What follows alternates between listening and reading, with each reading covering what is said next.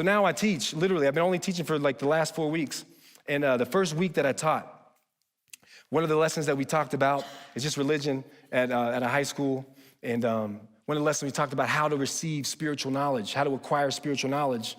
Talked about how if you really want to sincerely know, you can ask, seek, and knock, and it will be open unto you.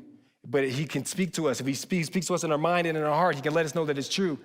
And God is the source of all truth. If you want to know something that's true, you can ask him.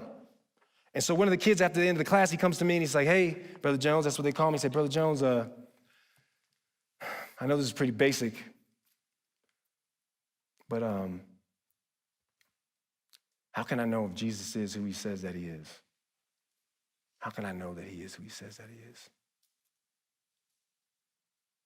I said, well, what are we talking about? I said, well, you can ask him.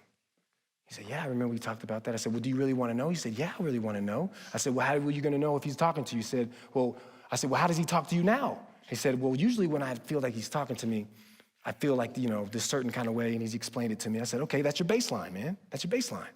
I said, well, if you haven't asked him, you got to ask God. Ask him. And so he said, okay. And so I said, hey, man, if whatever you find out, man, I'd love to know how it goes. I'm not saying like, hey, go home this week. I wasn't like that. I was like, whenever you figure this out, man, I'd love to hear about it. And he said, okay. So about 2 weeks ago, he comes up to me after class, and he's like, hey, I wanted to ask you something.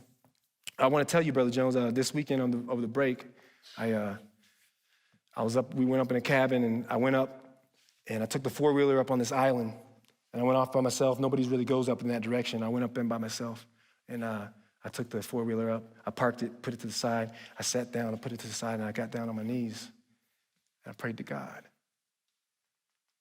And I asked him about his son. And he said, he answered me.